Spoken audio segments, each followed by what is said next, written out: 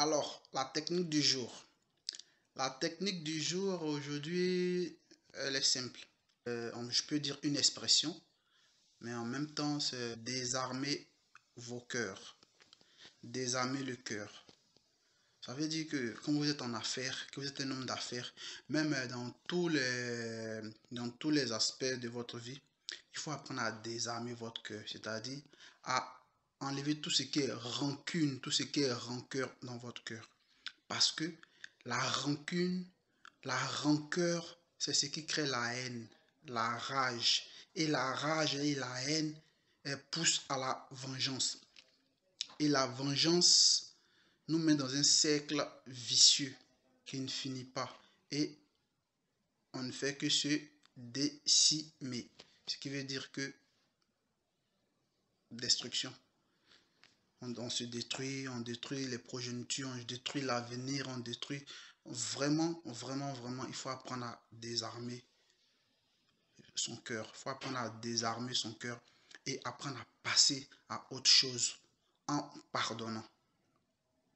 C'est vraiment une technique très importante, surtout pour ceux qui veulent entreprendre. Parce que ça peut arriver que vous trouvez dans des situations où le coup de pouce dont vous avez besoin peut venir de n'importe qui, peut venir de n'importe où. Mais si votre cœur est rempli de rage, est rempli de haine, votre cœur n'est pas désarmé, que vous avez encore de la rancœur, de la rancune en vous, vous fermez des portes. En gros, quand on est homme d'affaires, il faut être flexible. Et dans tous les aspects de votre vie, il faut apprendre à désarmer votre cœur, à pardonner et à passer à autre chose. C'est comme ça que la nature va vous favoriser en tout temps. Vous voyez, il y a des gens qu'on critique, qu'on insulte, qu'on traite de tout, mais qui passent leur vie à des réussites en réussite. Ils ne font que réussir toute leur vie parce qu'ils ont un cœur pur. Le cœur pur, c'est un cœur qui est sans rancœur, sans rancune. C'est un cœur qui sait pardonner et qui sait passer à autre chose. Quand vous êtes comme ça, vous êtes plus focus sur votre avenir, sur votre vie. Et vous êtes flexible, c'est-à-dire vous êtes ouvert. Ouvert à des opportunités. Donc, c'est ça que je voulais partager un peu avec vous.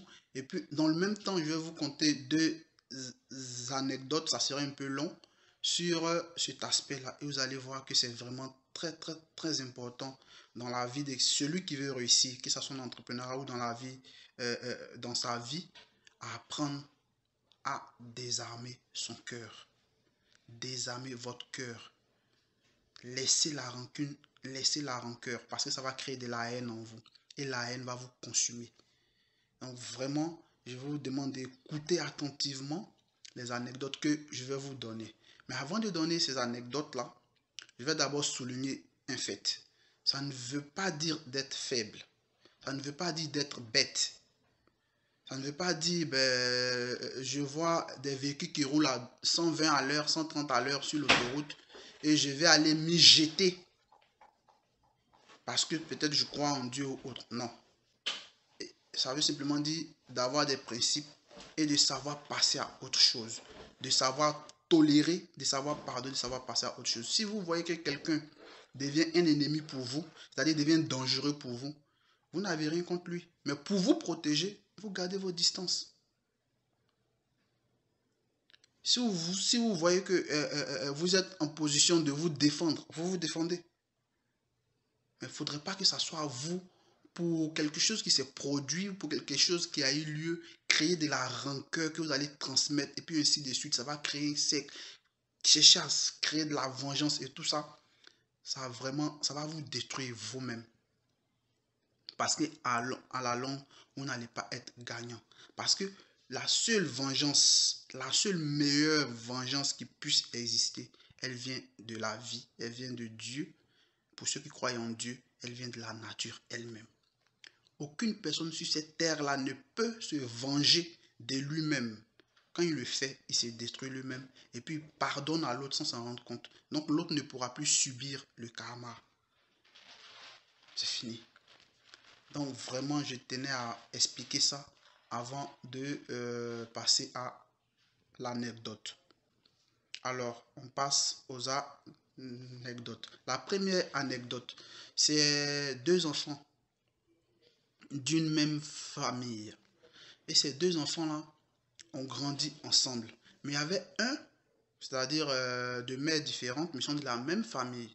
Donc il y avait un qui était vraiment bien, on l'aimait bien, on le privilégiait. Et il y avait un autre qui, qui était méprisé. On le méprisait, on s'en foutait de lui. À la limite, les gens ne le voyaient aucunement pas. Donc tout ce qui n'est pas bon, on mettait sur lui. Et ce dernier-là, il s'est rempli de rage, il s'est rempli de rancœur, il s'est rempli de rancune. Ce qui a fait que il a vraiment passé à côté de sa vie. Et l'autre enfant, qui sont des frères, hein, de même père, l'autre enfant qui était vraiment bien, à qui on donnait toute l'affection, tout l'amour, quand il a réussi, il est allé vers son frère pour dire à son frère, c'est vrai que tu n'as pas été privilégié, t'as pas été privilégié, si je peux le dire ainsi, dans la famille, mais moi j'ai réussi, j'ai la possibilité de t'aider à atteindre tes objectifs et à réussir. Il a refusé. Il a refusé parce que pour lui, dans sa tête, c'est à cause de l'autre que lui, on ne l'a pas accordé un certain nombre comment je peux dire ça, de privilèges, mais d'attention. Il a refusé et il n'a fait que couler. Il n'a fait que vivre de misère en misère, de difficulté en difficulté. Il priait tous les dieux, il maudissait toujours son frère par tous les moyens. Mais son frère allait d'ascension en ascension. Et vous savez ce qui est arrivé? Il s'est retrouvé en campagne. Et tôt le matin, il s'est levé pour aller dans... Il s'est levé pour aller prendre une marche. Il a croisé un génie. Et le génie lui a dit, qu'est-ce que tu veux dans ta vie? Je vois que tu as beaucoup de peine. Tu as souffert. Et tu m'as croisé aujourd'hui, c'est une bénédiction de Dieu pour toi. Et qu'est-ce que tu veux dans ta vie? Mais il y a une seule condition. Ce que je vais te donner dans ta vie, ton frère aura le double. Et vous savez ce qui s'est passé? Il a dit carrément au génie, maintenant, mon frère a déjà tout. Pourquoi tu veux encore lui donner le double de ce que moi tu vas me donner? Il dit, c'est la seule condition. Alors, il a dit au génie, si c'est ainsi, crève-moi un œil. Le génie lui a demandé, c'est ce que tu veux? Il dit oui. Il dit, tous tes projets, toutes tes ambitions, c'est ça que tu veux? Il dit oui. Le génie dit, ok, je te crève l'œil. Quand tu vas arriver chez toi à la maison le lendemain, demande les nouvelles de ton frère. Il aura les deux yeux crevés. Il était tellement content. Sa vengeance, c'est... En fait, tout s'est produit comme il voulait. Il va maintenant se venger, il va se moquer, il va vraiment rendre tout... Il va rendre l'appareil, il sera bien dans sa peau. Parce que là, le gars aura les deux yeux crevés, il va voir. Le génie lui a crevé l'œil. Il est rentré chez lui avec un œil crevé.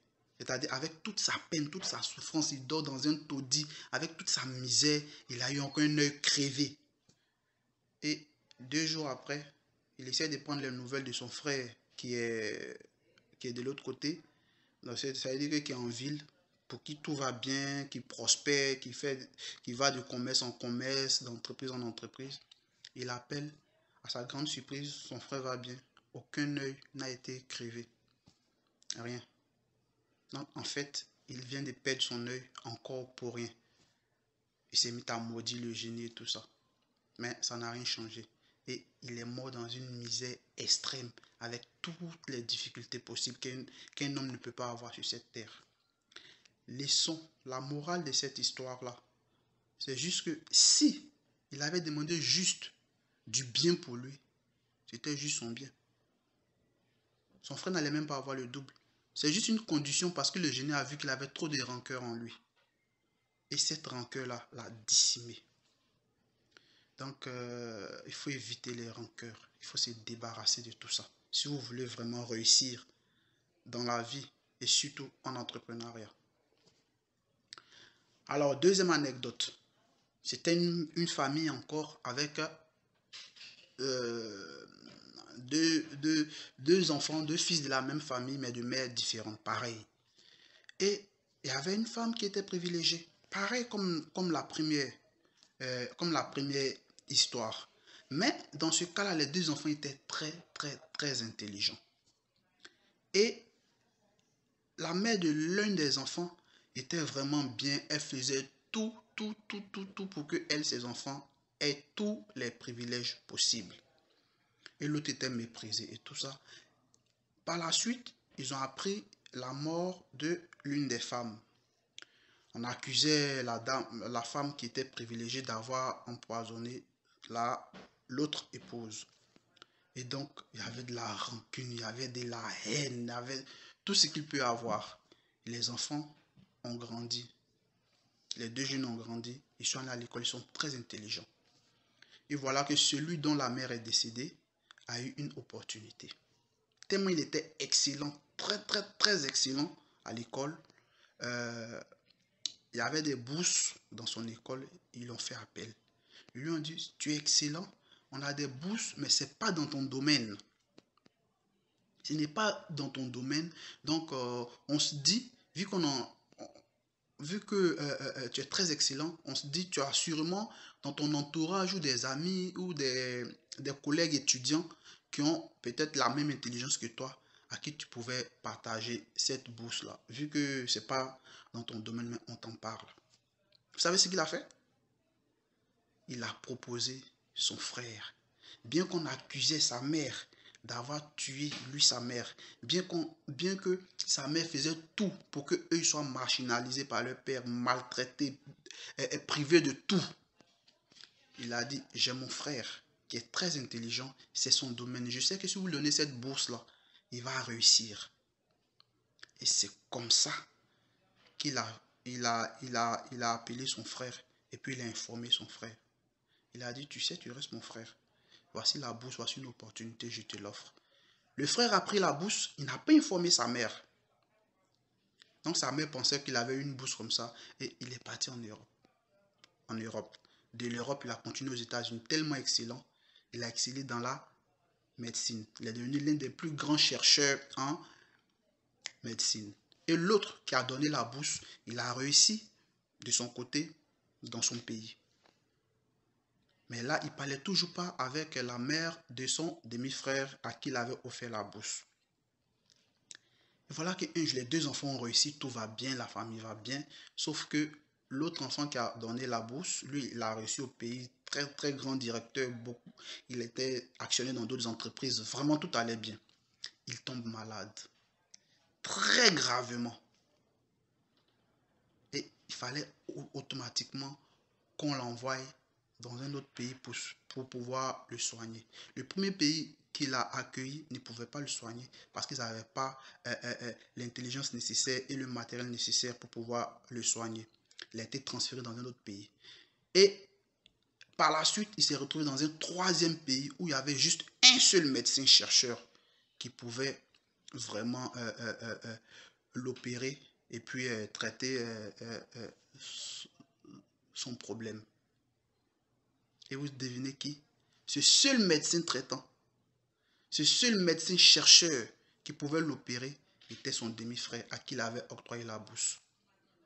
Son demi-frère avait inventé un appareil là-bas qui pouvait opérer ce problème-là. C'était le seul qui pouvait opérer ce problème-là. Il était le seul à pouvoir bien maîtriser ce qu'il avait inventé. Et ça l'a surpris.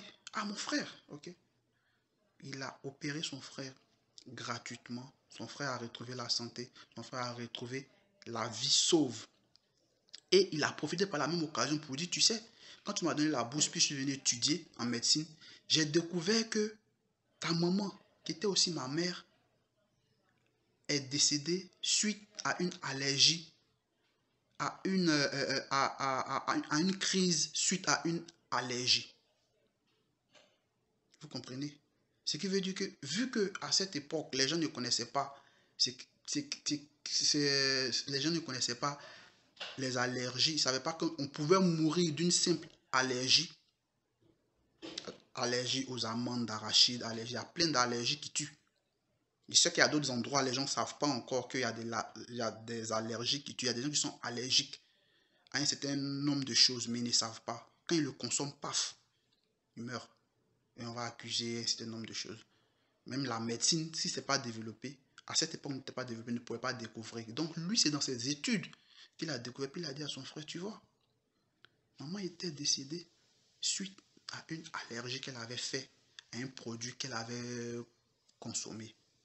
Mais ce n'était pas du poison. Donc le médecin qui est retourné au pays, c'est là qu'il a annoncé à sa mère que sa rivale était décédée. Il a annoncé à sa mère que sa rivale était décédée d'une allergie. Et que la bourse qu'il a eue, qu'il a rendu grand médecin de tout l'univers, venait de son frère, sa coépouse, le fils de sa coépouse. Et c'est comme ça la famille, en larmes, se sont pardonnés, se sont réunis et ont continué de grandir. La morale de cette histoire, si ce jeune-là avait gardé toutes ses rancunes, toute cette rancœur, toute cette rage, sous prétexte que sa mère, c'est à cause de l'autre épouse que sa mère avait tous les problèmes et que sa mère même était décédée, que c'était l'autre qui était vraiment la responsable du décès, il allait se renfermer sur lui, nourri de la haine, de la rage. Et cette bourse-là, il n'allait pas la donner à son frère. Et 10 ans, 15 ans après, quand il allait piquer sa crise, qu'il allait tomber malade, personne n'allait pouvoir le soigner. Il allait mourir. C'est-à-dire que sa même rancune, sa même rancœur allait le tuer. Vous comprenez? Voilà pourquoi dans la vie, il faut désarmer vos cœurs. Quand vous allez désarmer vos cœurs, vous allez voir que vous êtes plus à l'aise vous-même. Vous arrivez à bien dormir, vous arrivez à bien avancer dans vos affaires. Et puis, tous vos portes s'ouvrent. Parce que, comme je l'ai dit dans une de mes vidéos, on a souvent tendance à penser que c'est les autres. Pourtant, le vrai problème peut être nous-mêmes qui faisons le blocage. Parce que notre cœur est rempli de haine, de rancune, de rancœur. C'est ce qui crée la méchanceté. Ce n'est pas de votre faute. Mais il faut quelqu'un pour vous dire que ça peut être une grosse source de blocage dans votre vie. Parce que vous n'êtes pas en paix envers vous-même. Votre âme n'est pas en paix avec vous. Parce que vous le torturez avec de la méchanceté, de la rage. Donc, il faut vraiment faire ce travail-là sur vous avant de vous lancer dans le business. Ou même si vous êtes dans le business, prenez une retraite de 2, 3, 4 jours et puis vous débarrassez de tout ça. Et puis vivre tranquillement. Quelqu'un vous fait du mal. Quelqu'un vous fait du mal, que ce soit en entreprise, je ne sais pas où. Si vous avez réglé le problème, vous passez à autre chose. Vous oubliez. Vous passez à autre chose, vous oubliez. C'est pour ça que le passage biblique, on te gifle une joue gauche, il faut tendre la joue droite, a été écrite. Mais les gens l'interprètent comme ils veulent et tout ça. Non.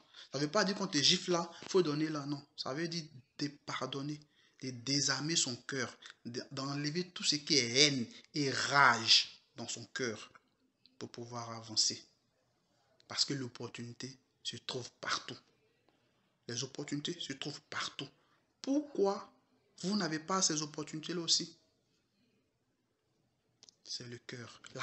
La prière. Voilà pourquoi quand on écoute des gens de Dieu, souvent ça énerve.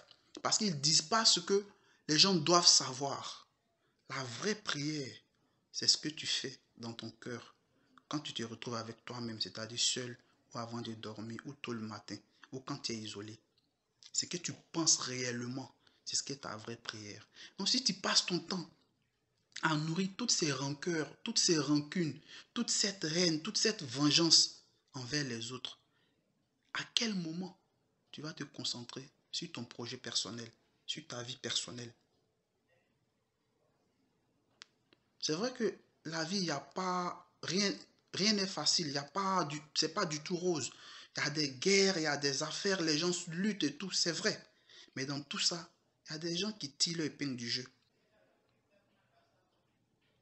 Vous voulez réussir et avoir un succès à long terme, il faut faire un vrai travail sur vous. Et pour finir, je vais conclure avec une petite remarque. J'ai remarqué qu'il y a des gens qui viennent faire croire aux autres que l'argent, pourquoi vouloir conquérir le monde et perdre son âme, l'argent c'est pas bien, pourquoi vouloir avoir autant d'argent. Arrêtez ça. C'est ce qu'ils vous ont dit, ils vous ont fait endormir. Et par la même occasion, ils ont eux trouvé des voies et moyens pour avoir beaucoup d'argent. Et ils viennent vous créer des misères avec cet argent. Parce qu'ils peuvent acheter vos affaires comme ils veulent. Ils peuvent vous guider comme ils veulent. Ils peuvent vous imposer ce qu'ils veulent. L'argent, c'est le nerf de l'échange. Quand tu as le nerf de l'échange, tu peux discuter et tu peux savoir te positionner dans la discussion de l'échange. Cherchez l'argent pour équilibrer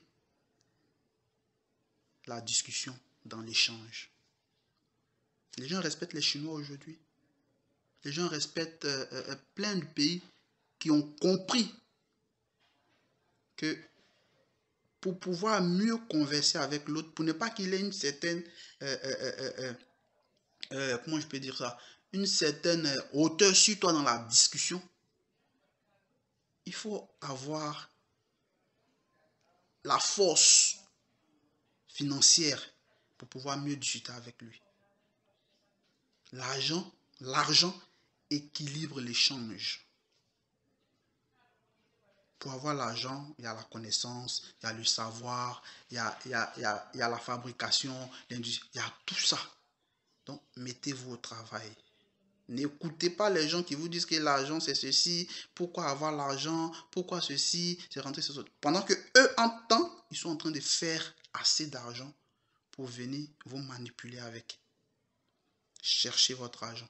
Travaillez intelligemment. Travaillez assez. Travaillez comme il faut pour pouvoir avoir le maximum que vous pouvez avoir afin de vivre la vie que vous voulez vivre.